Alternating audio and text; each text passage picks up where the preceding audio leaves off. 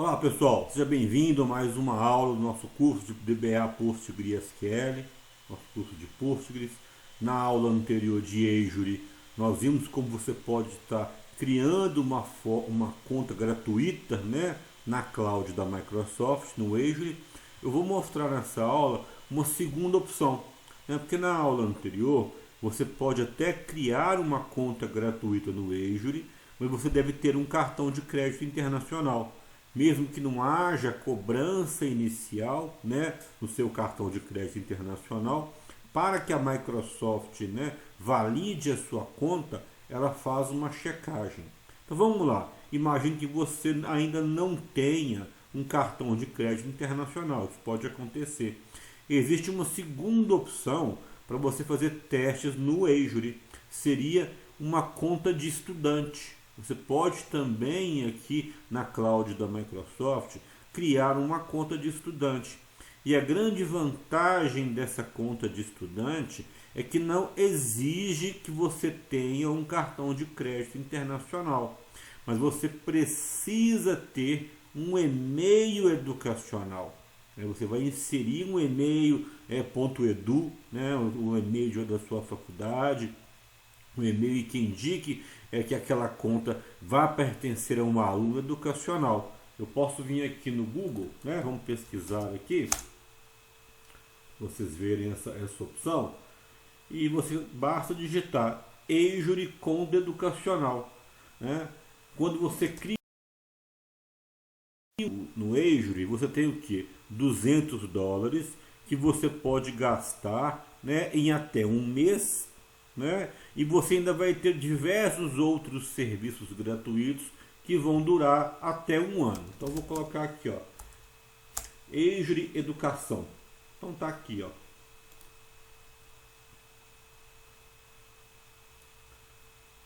O Azure Educacional tem essa opção aqui de recursos para desenvolvedores, alunos, onde vai ser possibilitado aí você criar uma conta free, tá? Uma conta free, educacional, Uma conta educacional para ele veio ainda para a conta que exige cartão. Acho que vai ser essa opção aqui, pessoal. Students, recursos para desenvolvedores, alunos. Então, você consegue criar uma conta aqui no Azure.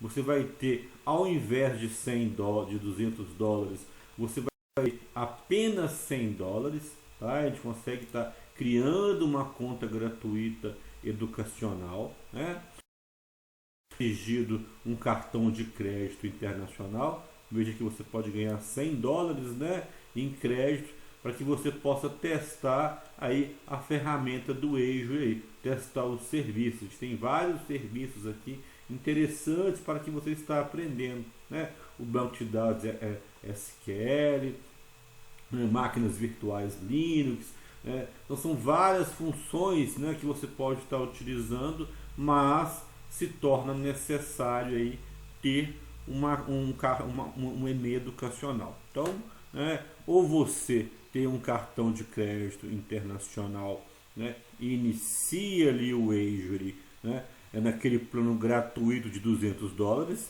ou você tem aqui uma conta educacional. Se você já tem uma conta no Azure e já passou o período ali de 30 dias, você vai usar o recurso de Pay You Go, Ou seja, pague para usar, como se fosse um cartão de crédito pré-pago, A Microsoft ela quer garantir, então você paga primeiro para depois estar utilizando, ok?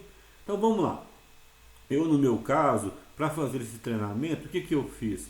Eu criei uma conta gratuita, Eu criei uma conta gratuita com um cartão de crédito PagSeguro. Então nem fiz uma contratação de um cartão de crédito pós-pago. Eu utilizei aquela opção de cartão pré-pago do PagSeguro, que qualquer um pode estar pedindo aí de forma fácil, Eu já vi pessoas não fazendo propaganda de forma nenhuma do PagSeguro.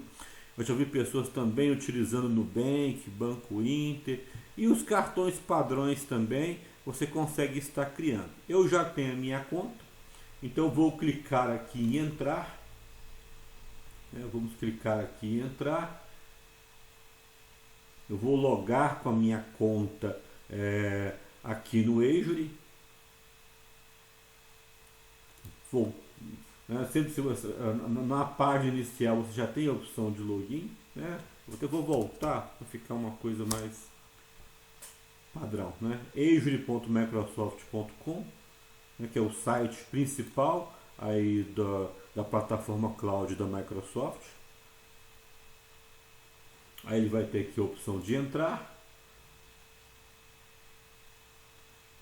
Eu vou colocar o e-mail aqui da Fabridata, né, nossa empresa aí de treinamentos e preparatórios para certificações oficiais de tecnologia. Tá? Ele veja que ele me dá duas opções, né? Uma conta corporativa ou de estudante, correto? No caso aqui a conta corporativa, né, será uma conta vinculada a um CNPJ, né? Ou a conta de estudante, que você deve ter um e-mail educacional, ou a conta pessoal, né? Eu usei o plano de conta pessoal mesmo, naquele plano de $200 ali, criando uma conta gratuita. Vou logar.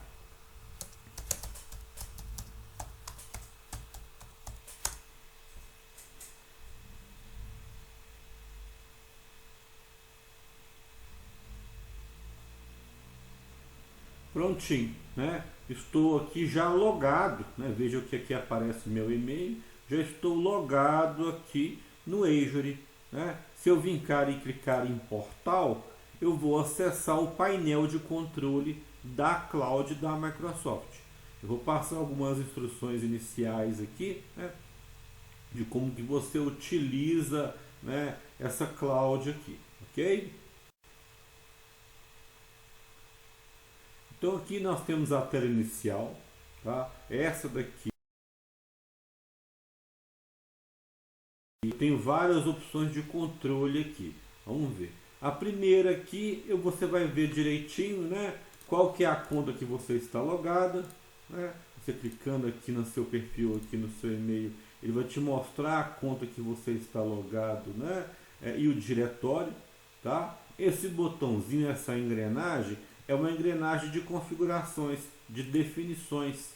Eu posso mudar algumas coisas visuais aqui. A primeira opção seria o que? O tempo de limite que você permanece logado. Então imagine que eu loguei no Azure aqui e fui tomar um café, né? Então após 15 minutos ele automaticamente vai, né, deslogar, ele vai sair. Eu posso pôr esse prazo para 1 hora, eu posso pôr esse prazo, né, após 2 horas.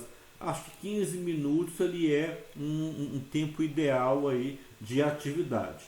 Eu posso mudar também aqui o formato da página inicial.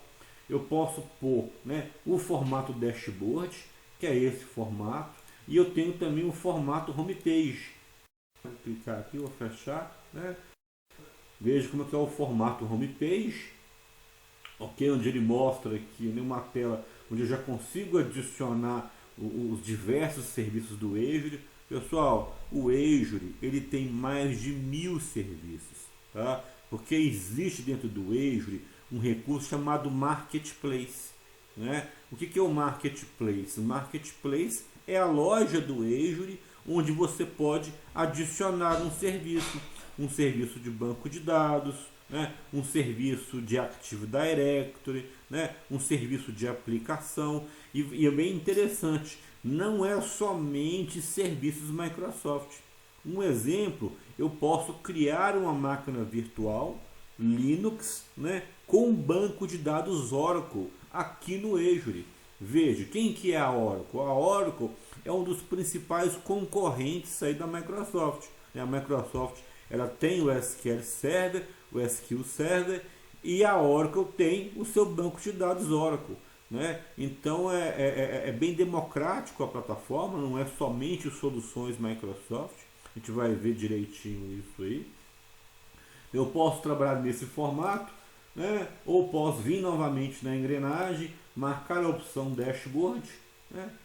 Que ele vai estar mostrando no estilo dashboard, onde ele mostra ali, né, os principais recursos instalados, como conquistar, né, os meus recursos, ok?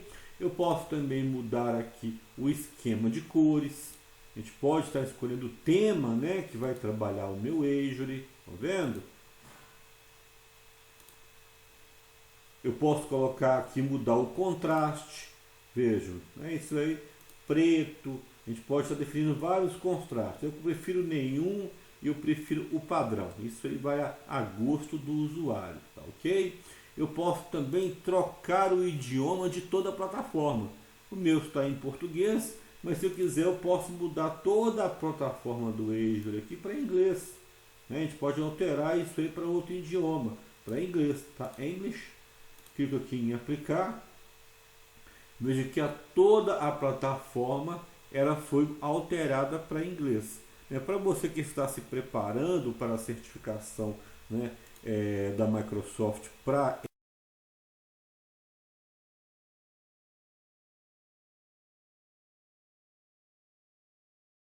oficial da Microsoft para Azure, né? São várias provas, né? Você tem a prova AZ900, que é aquela prova inicial onde você vai entender os fundamentos.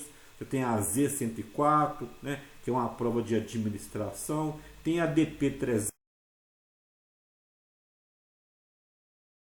né? Ela é uma prova de administração de banco de dados na cloud, na Azure, né? Eu tenho aprovação tanto na AZ900, na AZ104 e também na DP300. Eu sou um DBA, eu atuo com administração de banco de dados e atuo com BI, né? São diversas outras certificações, mas foram essas que eu achei interessante para o meu currículo, ok? Mas a nível educacional, vamos trabalhar com a plataforma em português. Eu quero primeiro que vocês entendam aí, né, como trabalhar com o Azure, ok? Então vamos colocar português Brasil, vamos aplicar.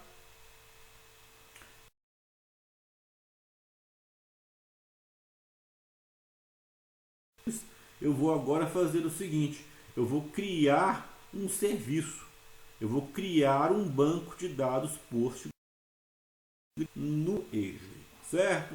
Então como que eu vou fazer isso, pessoal? Eu venho aqui nesse menu, eu até não mostrei isso também, aqui na configuração, eu posso deixar aquele menu tanto habilitado, tanto ancorado, né? Chama-se de encaixado. Encaixado ele fica o tempo todo visível. Ou posso ter como submenu, onde ele fica escondido, né? E caso eu queira acionar o menu de opções do Azure, basta clicar aqui que ele vai aparecer, certo? Então vamos lá, feito, beleza.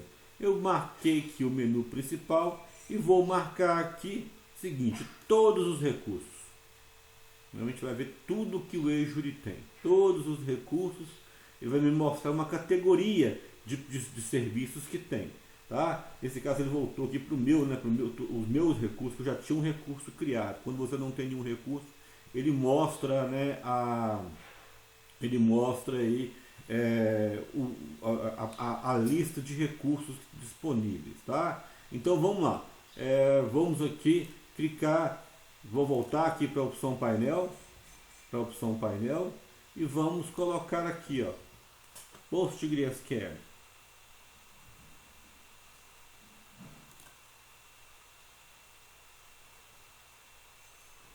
Marcando todos os recursos, está indo para o meu recurso.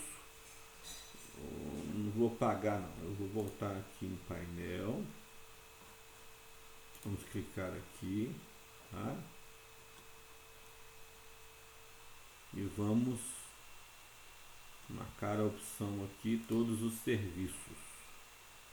Então tá aqui, pessoal, né? Todos eles vão entender essa parte, eu estava clicando errado, todos os serviços. Então, aqui ele me mostra quais são os serviços disponíveis. Eu vou explicar o que é recurso, né? Acho que eu marquei a opção errada ali. Então, aqui são todos os serviços que o Azure tem disponível, tá? Então, o nosso curso é um curso de banco de dados. Vamos marcar aqui banco de dados, né? Quando eu marco banco de dados, ele vai me mostrar inicialmente, pessoal, né, os principais bancos de dados que o Azure tem. Mas essa lista aqui ela é muito maior, tá vendo? Ele tem o CosmoDB. Quem que é o CosmoDB, pessoal? O Azure CosmoDB é um banco no SQL, no SQL da Microsoft, né? Eu tenho o SQL Azure, né? SQL no Azure, então eu posso montar aqui um banco de dados SQL na nuvem, na cloud. Esse SQL no Azure seria uma criação de uma instância gerenciada. Né? Como assim uma instância gerenciada? Você vai criar, né, um servidor gerenciado pela Microsoft, onde o seu único papel é criar banco. Qual que é a diferença dos dois aqui? Bancos de dados do SQL e SQL do Azure. O SQL do Azure aqui, eu posso criar vários bancos. É um serviço um pouco mais caro, mas possibilita você criar vários bancos de dados em uma única instalação. Já essa opção que banco de dados SQL é a criação de apenas um banco de dados, ok? Vamos digitar aqui Postgres, vamos pesquisar Postgres. Vai facilitar aqui um pouco o nosso trabalho.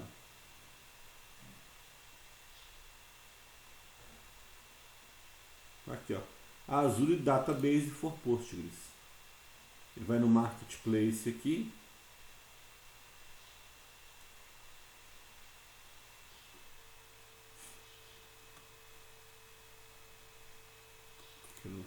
Não marcou opção, né?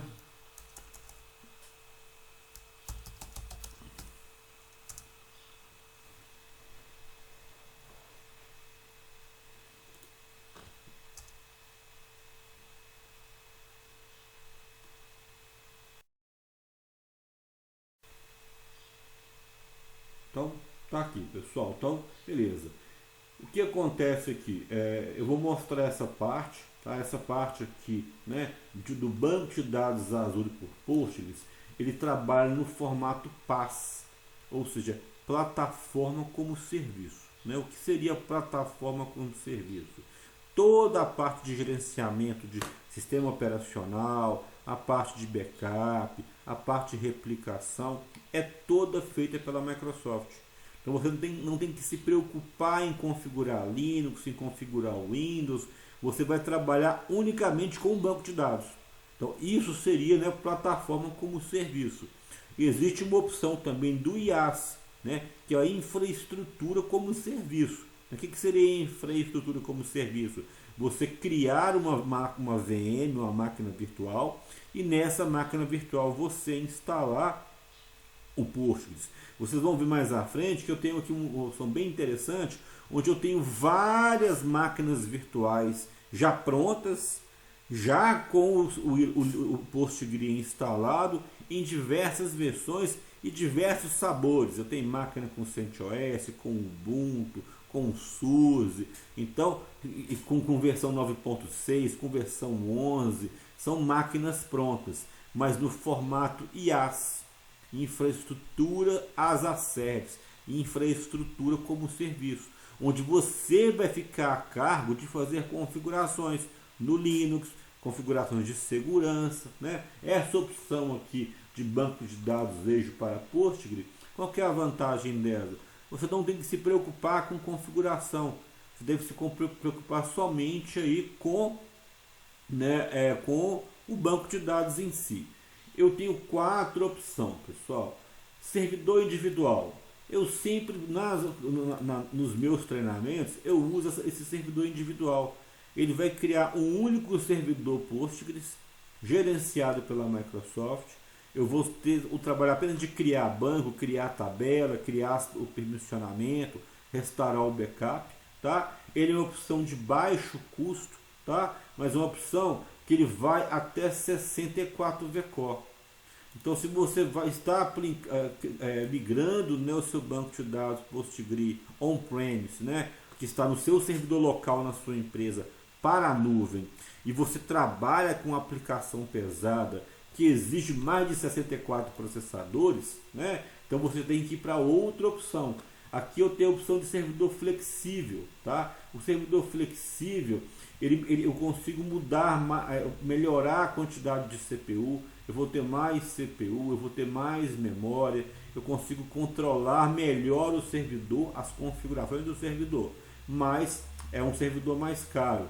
Eu tenho aqui também servidores com os CITOS. Os CITOS, pessoal, é um recurso, né, que pode ser aplicado ao Postgres de alto desempenho, para alta carga de trabalho. Então, se você tem um ambiente ali um ambiente bancário, você tem um ambiente que você tem mais de 1000 usuários acessando simultaneamente o post, e você vai ter também um banco de dados acima de 100 GB, então essa é a opção.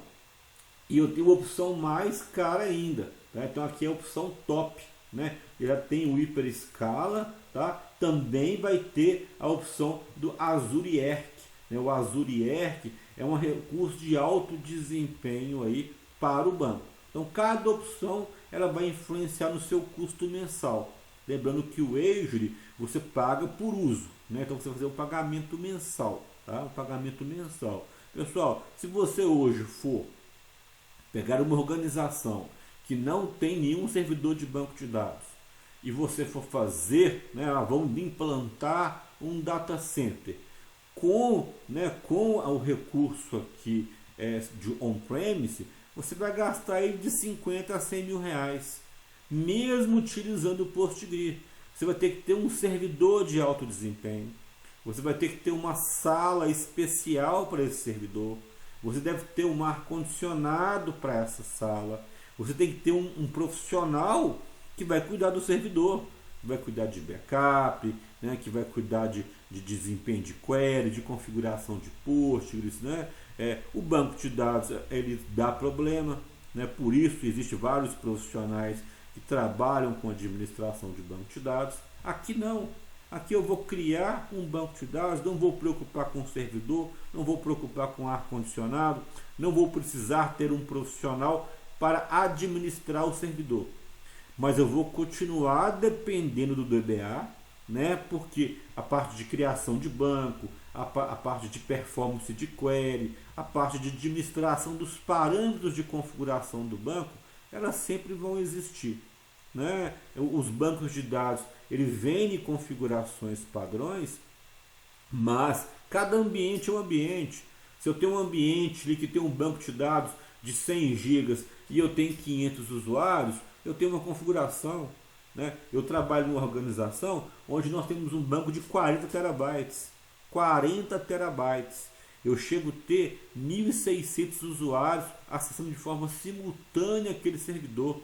E lembrando que não é somente a quantidade de usuários. Nós trabalhamos com uma aplicação pesada, uma aplicação, um software pesado que exige muito do banco de dados.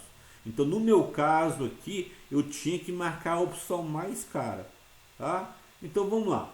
Quando você cria um serviço no Azure, quando você faz a criação, né, de um serviço no Azure, o que eu devo ter? Primeiro, uma assinatura. Então, qual que é a minha assinatura aqui? Avaliação gratuita. Então, vai ser aqui da minha assinatura que vai ser debitado os valores referentes a esse serviço. Você pode aparecer aqui várias assinaturas no mesmo login. Imagine que você trabalhe em uma organização, né, onde você faz uma separação. Então, por exemplo, eu tenho um sistema para a equipe de fábrica, eu tenho um sistema para a equipe de RH, eu tenho um sistema para a equipe, né, de loja, e todo mundo está hospedado no Azure. E eu quero separar. Eu quero saber qual que é o custo que eu estou gastando com produção, qual que é o custo que eu estou gastando ali com a parte de venda, de loja, né? Então eu posso ter várias aqui assinaturas, né, chamadas de subscrição. Aqui eu tenho somente uma, que é a avaliação gratuita, ok? Grupo de recurso. Mesmo dentro de uma inscrição, uma subscrição, eu posso ainda dividir mais, né? Eu sou obrigado a dividir mais. Eu devo criar um grupo de recursos. Então, sempre que você for criar um banco de dados, criar um serviço no Azure, esse serviço ele fica vinculado a um grupo de recursos. Se você apagar o grupo de recurso, você apaga o serviço. Então imagine que eu criei aqui um grupo de recursos, produção, certo? E lá dentro do grupo de recursos, nós criamos o servidor Postgres. Se eu apagar o grupo de recursos, eu apago o servidor. Tá ok? Então veja que eu tenho aqui, olha, dois grupos de recursos, HML Dev e Azure Produção. Vamos fazer o seguinte, vamos criar um novo grupo de recursos. Eu vou chamar esse grupo de recursos chamado PRD Loja. O que seria PRD Loja? Pessoal, o nome aqui é opcional. O nome é opcional, é eu que vou definir. Eu estou dizendo PRD é uma abreviação de produção. Então, loja. Então, eu estou criando um recurso que vai armazenar o banco de dados de produção lá das lojas, do meu cliente fictício. Então, definir aqui, eu tenho 3 grupos de recursos. Esse vai ficar no PRD Loja. Agora, eu vou começar a criar o servidor. Eu vou colocar o mesmo, não, vou colocar assim para ficar legal. Vou chamar ele de SAM, de servidor, PRD, de produção, loja. Então, é o nome do servidor. Pessoal, como que vai ser esse servidor? Ele é um servidor novo ou eu vou restaurar um backup? Né? Se for um servidor novo, eu marco nenhum. Agora imagine que você tenha você está migrando, né? Você tem servidores na sua loja, na sua empresa, na sua organização. Você está migrando os servidores da sua on-premise, do seu data center para o Azure. Aí você vai marcar a opção backup. Você vai subir esse backup para o Azure, para um Blob Storage, por exemplo, que é um recurso de storage aí que nós temos no Azure, e a partir do Blob Storage eu vou restaurar o backup no banco Postgres. No nosso caso eu vou marcar nenhum. Eu tenho a opção de escolher qual vai ser a versão do Postgres que eu vou trabalhar. No nosso curso nós vimos a versão 13, nós vimos também um pouco da versão 12, que são as versões mais atuais, né? Nós vimos um pouco de 13, um pouco de 12. Veja que nós temos aqui 11, 10 e 9.6. Ou seja, a Microsoft ainda não implementou a versão 13. Mas e aí? Imagine que você precise trabalhar na sua organização com a versão 13. Você vai usar a outra opção que eu vou mostrar na próxima aula, que é a infraestrutura como serviço. E você vai instalar uma máquina virtual ou pegar uma máquina virtual já pronta, que já venha com a versão 13 instalada. Essa plataforma aqui, né, é uma plataforma que está sendo gerenciada pela Microsoft. Então, ela gerencia até a versão 11. Eu pulei aqui a parte de localização. O que é localização, pessoal? Pessoal, a Microsoft ela tem vários data centers espalhados pelo mundo. Olha a quantidade. Tudo isso aqui é um data center da Microsoft. Tá? Então, o que acontece? Isso aqui influencia muito. Tá, pessoal? Eu vou colocar aqui o data center leste dos Estados Unidos. Por que eu vou colocar? Porque a tributação é menor. Nesse caso desse serviço aqui do banco de dados gerenciado, não apareceu nenhuma opção Brasil. Vamos procurar aqui se tem alguma opção Brasil. Não apareceu. Alguns serviços, tá aqui, ó, sul do Brasil, tá? Pessoal, se eu colocar aqui sul do Brasil ou colocar leste dos Estados Unidos, a opção leste dos Estados Unidos ou qualquer outra opção dos Estados Unidos, ela é mais barata. Porque o que acontece? A Microsoft é uma empresa regular, uma empresa que paga impostos. Então, aqui nos Estados Unidos, a carga tributária é menor. Então, se você coloca aqui nos Estados Unidos, você vai pagar bem menos, o serviço fica mais barato. Se eu colocar aqui no Brasil, pessoal, pode ficar até 40% mais caro a sua mensalidade. Então eu posso ter um incremento aí no valor a ser pago em função da nossa alta carga tributária. Tá? Então neste caso eu vou colocar aqui, né, leste dos Estados Unidos. Então aí pergunta, Fabrício, então eu vou usar sempre a opção Estados Unidos. Isso depende, pessoal, isso depende. Existe um recurso chamado latência. O que é uma latência? Latência seria o seguinte: imagine que você tem uma empresa em São Paulo, né? Uma empresa em São Paulo. Se eu coloco o banco de dados num data center muito longe de São Paulo, a latência pode ocorrer. A distância do usuário para o banco de dados, mesmo a internet seja em tempo real, eu vou ter latência. Eu posso ter latência. Então, dependendo da aplicação, uma aplicação de alto desempenho, você se torna obrigado a utilizar aqui a opção Brasil, para não ter latência, que é o tempo, né, de resposta do banco de dados com o cliente ou com a aplicação. Tá? Mas neste caso, no ambiente de teste, eu vou colocar aqui leste dos Estados Unidos. Tá? Eu vou agora numa opção bem interessante, que é a configuração do servidor. Como assim a configuração? Quantidade de memória, quantidade de disco, né? Eu vou fazer a configuração, a infraestrutura do meu servidor. Então vou colocar aqui configurar servidor.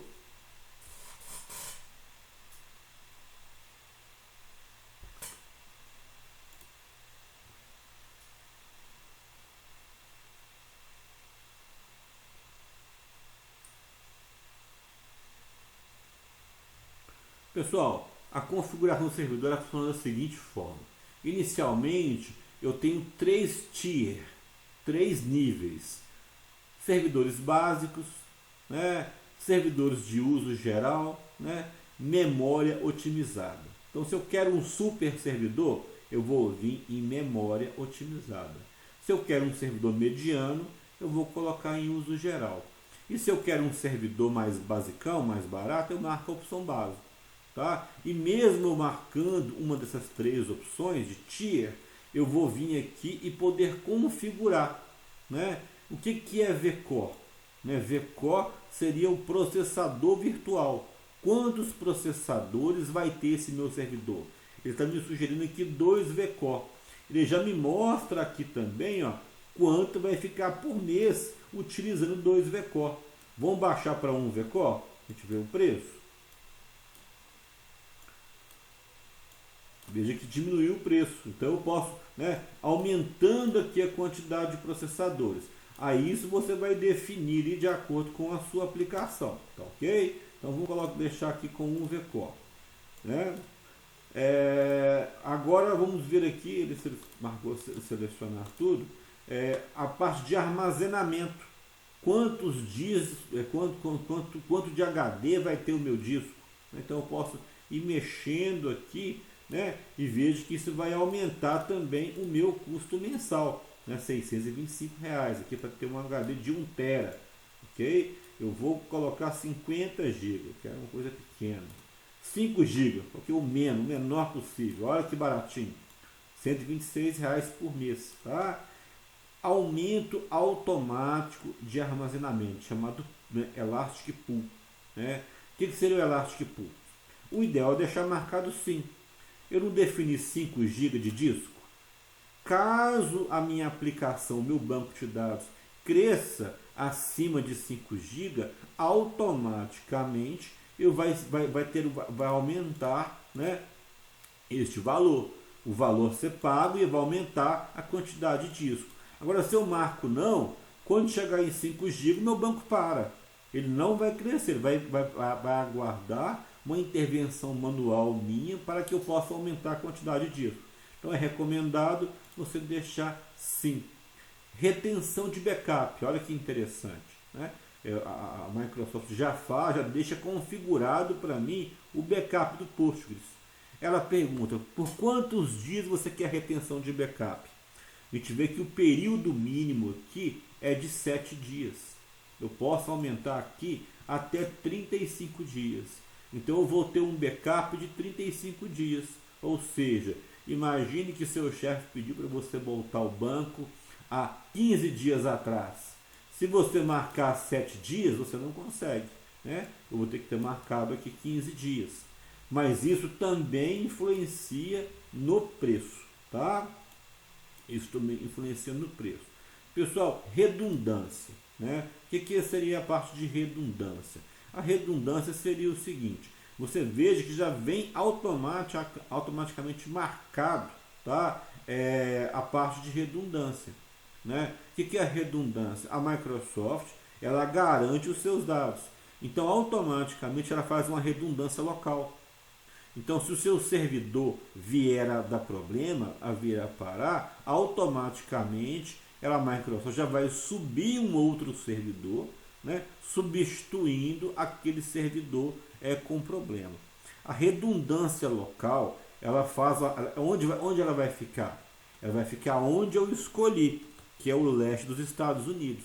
Existe uma opção, né, aqui se você utilizar aqui no uso geral, né, que é um pouco mais caro, olha, já foi lá para 1.300 e bordoada, eu posso fazer uma redundância geográfica. O que é uma redundância geográfica? Eu posso fazer o seguinte, eu posso configurar o meu servidor, né, local, né, no leste dos Estados Unidos e fazer uma replicação na Europa. Né? Então, caso aconteça uma indisponibilidade, uma guerra, uma queda de energia, um problema muito grave no servidor dos Estados Unidos, eu consigo fazer o failover e utilizar esse servidor lá na Europa com dados atualizados. Mas o que vai acontecer? Eu vou pagar mais caro, eu vou pagar por 2 servidores. Então aqui na opção de uso geral, né, e também em memória compartilhada, eu consigo usar a opção de georredundância, que é replicar os dados do seu servidor em outro data center. Eu vou marcar a opção básica, eu quero uma coisa barata, né? Vai ficar aí R$ 272 por mês. Vou reduzir isso aqui para 7 dias, vamos ver como é que vai ficar. Continue 272, 50 GB. Vou colocar, eu quero gastar pouco. 1 VCore, 5 GB. Estou colocando o mínimo do mínimo, né? Eu vou pagar R$ 126. Pode ser que o banco de dados que roda numa padaria, não estou criticando uma padaria de forma nenhuma, né? Ou um sistema um sistema simples de uma empresa pequena, isso aqui vai atender 5 GB de disco, 7 dias de backup, uma redundância local. Olha isso aqui, R$ 126, né? Quanto custa um profissional para administrar um banco de dados? Quanto custa você comprar um servidor? Então eu vou ter um serviço que não vai parar pagando R$ 126 por mês. Então cliquei aqui em OK. O que ele faz para mim aqui? Ele faz... opa, faltou dados, né, pessoal? Desculpa, faltou dados, né? Cliquei em criar aqui, mas faltou dados. Eu devo definir o nome do servidor, né? Eu não coloquei aqui o nome do servidor. Ele vai chamar fabridata.com. Esse nome já existe, fabridata.com.br. Então esse vai ser o nome do servidor. Eu posso pôr aqui só Fabridata. Posso pôr o nome que eu quiser, posso pôr João, né? Ele tem uma limitação de caracteres especiais, mas este aqui é o nome do servidor. E vou definir a senha. A Microsoft não gosta de senha fraca, não. Se eu colocar uma senha fraca aqui, ela dá bomba. Preciso de ter uma senha forte.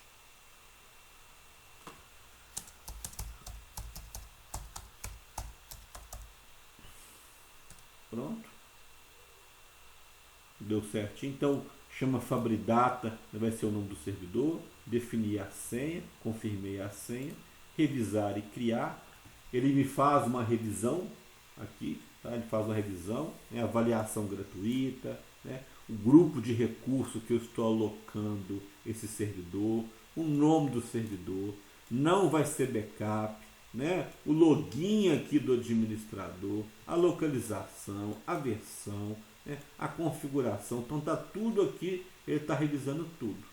Eu vou clicar aqui em criar, ele vai começar a criar a implementação do servidor. Pessoal, aqui vai demorar uns 15 a 20 minutos a criação desse servidor. Se você for criar uma máquina, por exemplo, né, com uma cloud, o tempo pode demorar. Veja que ele voltou para a minha tela inicial, mas está aqui, a implantação está em andamento.